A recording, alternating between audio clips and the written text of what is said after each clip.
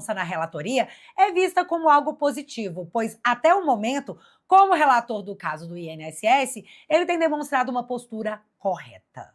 E se isso tá rolando com Dias Toffoli pós-relatório da PF, Alexandre sabe que ele é o Toffoli amanhã. Aí, em sua saga de descobrir quem teria vazado todo esse escândalo para a imprensa, Alexandre, ainda, segundo a imprensa, é importante deixar isso claro, teria atropelado a corte e colocado Fachin numa situação muito difícil.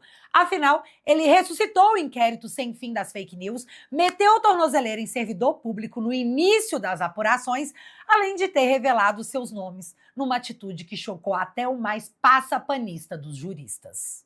Uma das servidoras presa por Alexandre, porque sim, galera, tornozeleira eletrônica é restrição de liberdade, a punição mais grave de todas. Em depoimento, relatou um álibi. Ela disse que no horário que a acusam de terem violado a privacidade dos magnânimos ou de seus familiares, ela estava em atendimento presencial. E se isso se confirmar, como é que fica? Prendo primeiro, pergunto depois? Outra coisa, o relato pela imprensa é que esses servidores teriam acesso a dados básicos cadastrais, algo que eu não sei porque eu não vi, mas isso não seria facilmente verificável? Como que a Receita acessou o contrato da Viviane com o Master, galera? Como que a Receita teria acessado mensagens no celular do Vorcaro? Como que a Receita saberia que o Alexandre foi até a mansão do Vorcaro? Simples?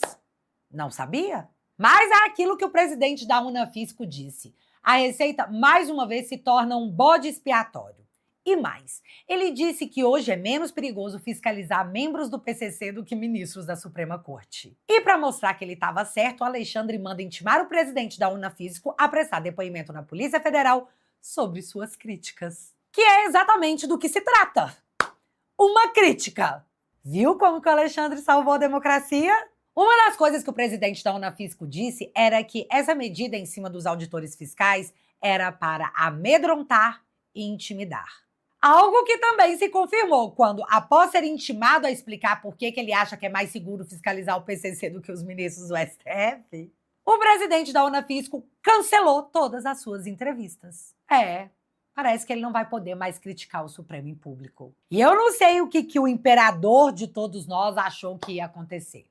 Mas o efeito foi um só. Toda a imprensa chamando a ação de abuso de autoridade, de uma atitude inconcebível, e chamando o Alexandre de xerife. Cara, eu vi a Globo News fazer uma linha do tempo do inquérito das fake news, mostrando como há 7 anos esse inquérito é mantido em sigilo e sai tragando coisas e pessoas. E o mais engraçado é que eles pareciam chocados, tipo, meu Deus, como que isso está acontecendo? Aí, do nada, o esporte favorito de toda a mídia se tornou apontar as vezes que Moraes agiu como vítima, juiz, delegado e promotor. Tem até editorial do Estadão falando sobre isso aí. E no meio dessas descobertas da mídia, uma conversa chamou muito a minha atenção. Eles ainda estavam lá falando do escândalo do presidente da Unafisco ter sido intimado e pelo fato do presidente da Unafisco não fazer a menor ideia do porquê estava sendo intimado. Quando, de repente, o carinha, em plena Globo News, me solta isso aqui. Bicho, presta muita atenção. Essa história toda, desde que surgiu ontem, Sadia, me colocou para pensar numa coisa de um passado remoto que ninguém quer reviver. Me lembrou o IPM. Na época da ditadura, quando a ditadura queria intimidar alguém, abria um IPM, que era inquérito policial militar. A pessoa não sabia do que estava sendo acusado e ficava uma coisa, como é que é a expressão? Pesca probatória. As audiências eram levadas, inclusive, com o ex-presidente da República, Juscelino Kubitschek, João Goulart, e aí ficava ali catando o pelo e ovo para tentar arrumar alguma maneira de enquadrar essas pessoas na nefanda Lei de Segurança Nacional. Quando você não sabia o que estava acontecendo, você era intimado, tinha que comparecer. Não é isso que ninguém quer. Certamente não é isso que o Supremo quer, que o ministro Alexandre de Moraes quer. Agora, não dá para nem cheirar parecer perto, senão acaba dando razão às narrativas bolsonaristas, por exemplo, de extrema-direita, antidemocráticas, apontando isso como antidemocrático.